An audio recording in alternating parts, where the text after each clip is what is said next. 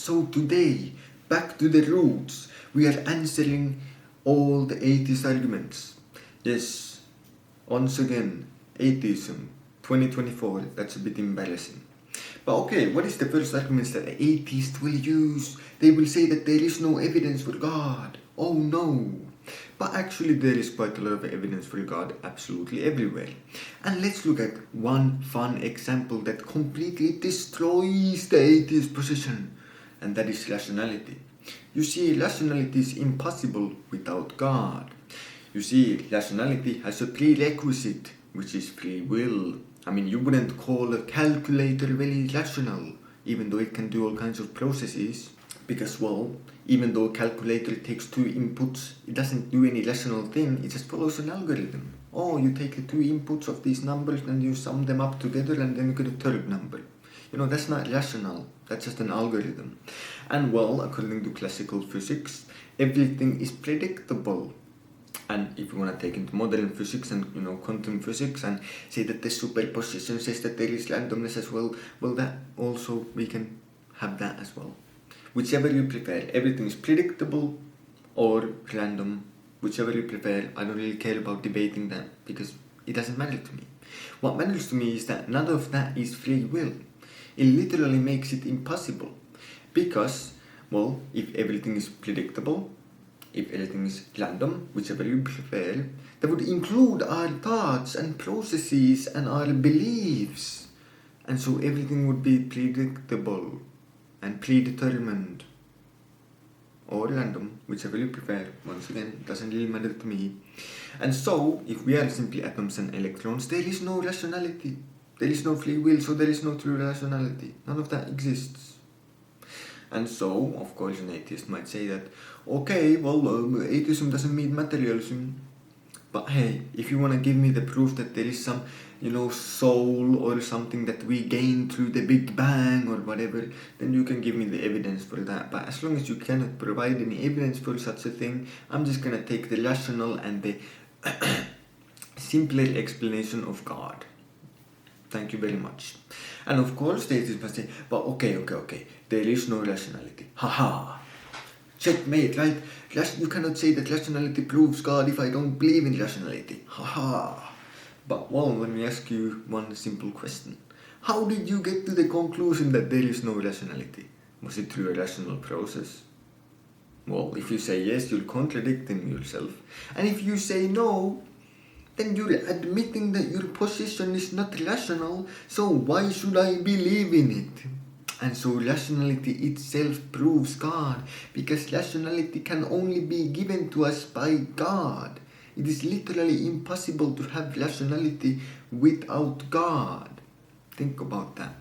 So rationality itself proves God, and so there is evidence for God, actual proof for God. And so what is the second argument that atheists will use? Well, okay, but you know, the problem of evil. And then, you know, once again, I ask them, well, what evil is there in the world? Is there anything evil? Can you provide an objective moral standard that does not rely on God, that says there is evil in the world? Oh, you cannot. Well, but then the atheist says, but you know, it's an internal critique of the triune God. And you know, yeah, I know what the problem of evil is, unlike most atheists. And so I know that it is an internal critique. And an internal critique means that only the things considered evil within Christianity can be used as evidence of evil. Did you know that? So you can't just invent things like animal suffering and call them evil and say that they disprove God, because that's now an internal critique. Christianity does not consider animal suffering evil. And if you disagree, then you can give me the Bible verse or, you know, an ecumenical council or whatever. And, you know, we can discuss that. But because it is an internal critique, only things that are evil within Christianity can be used as evidence in the problem of evil. And so what are those things that are considered evil in Christianity? Well, committing sin, going against the commandments of God. That's it. That's literally it. If you think there is something else that is evil in Christianity, once again, provide me a Bible verse or ecumenical council or something that says that this something is actually evil in Christianity. But the only thing that is actually evil in Christianity is committing sin, going against the commandments of God. And so why would God allow such horrible evil on planet Earth? Oh my God, it disproves God so much, right? Well, actually there's a quite a simple explanation as to why God allows this evil to exist. And it is free will. God gave us free will and respects our free will enough to say that, well, we can either choose to follow the commandments of God or go against the commandments of God, whether we wish. We have free will given to us by God, and so we can choose what we do. That's simple. There is no problem of evil.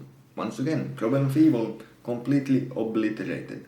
And once again, if you think that, well, what about some natural evil like animal suffering, or maybe just suffering in general, or whatever, maybe that disproves God. Well, once again, if you think that that is evil in Christianity, then give me the Bible verse or ecumenical council or whatever.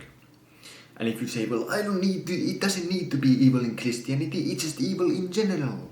Well, now you have to provide me an objective moral standard which says that, but well, I don't think you can do that without God. So, I think we have completely destroyed, obliterated, annihilated the two most common arguments for atheism, which is that there is no evidence and the problem of evil. So what are some less common arguments that atheists use? Well, a lot of things atheists do is strawmans. For example, strawmans of the Bible, saying that the doubting Thomas story at the end of the Gospel of John somehow proves that Christianity teaches that never doubt anything, never doubt. But you know what, that's just a strawman by atheists. Because when I was at actually an Orthodox church, they happened to talk about this exact verse and story at the time. And what did they teach? That you should doubt.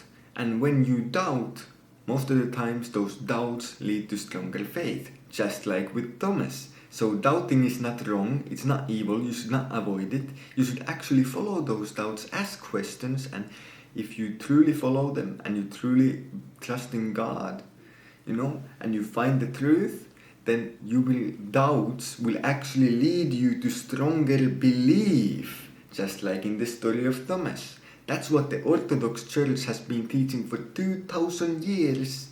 And so, these atheists saying doubting Thomas' story proves that never doubt, that's completely wrong, and Christianity has never taught that. Maybe, and if some, ultra Protestant church somewhere has taught that, then I can't really do anything about that, but maybe that's a bit heretical or wrong. And so once again, atheist arguments completely destroyed. So at this point, the atheist is running out of arguments. They're panicking, quivering in their boots. Oh, how do I argue against this? And then they're like, yes, I'm gonna say that there is gazillion religions. Yes, the fact that there is gazillion different religions and gazillion different denominations prove that there is no God. Yeah, it actually is one of the worst arguments in the history of humanity.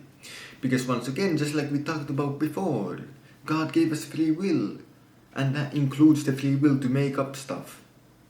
So, people are allowed to make up, religions and false denominations and so on. So, great argument once again. I don't know how that in any way disproves God.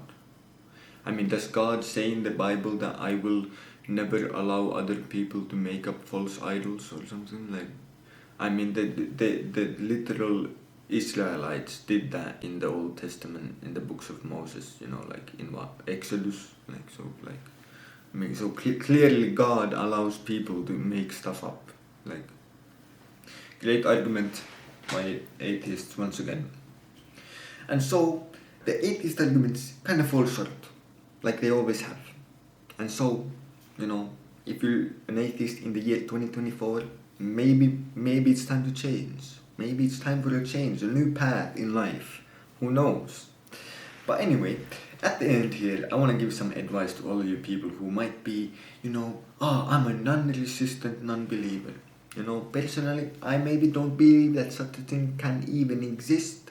But if you are such a thing, I'm gonna take your word for it. And if you're a non-resistant non-believer, my advice to you would be to, well, first decide what would be enough evidence to actually convince you. And try to think of like, oh, what do you need to convince? Do you need to see a miracle in real life? Do you need to like see something that you cannot explain? Do you need some ultra logical argument that proves the existence of God? And whatever that is, try to be as accurate as possible. Just think about it. And then when you have some sort of an answer, maybe just pray to God. You know, hey, you know, I don't know if you're out there, and you know, but I would like to see this thing, and you know, if I see this thing, I might be converted, and so on. And then you pray to God and talk about, you know, whatever this thing is that you need to see to start, you know, believing in God. And after you do that, you know, wait a few months, look around, kind of experience things, and maybe it will come around. Maybe God, you know, God works in magical ways and, you know, mysterious ways. And so maybe that will allow you to find whatever you asked for. And when you find whatever you asked for, you have a decision to make. Either you say, wow, God literally answered my prayers, I'm gonna change my ways and start believing. Or you're not actually a non-resistant non-believer, and you're actually a resistant believer, and you're just gonna say, well, that's not enough, I need more. That's pretty resistant, you know.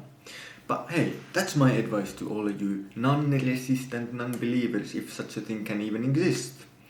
And so, this was a quick video to destroy all the atheist arguments for fun, because for fun.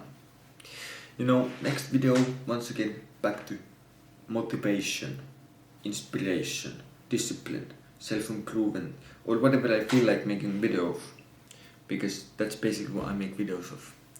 And so, thanks for watching and have an amazing day.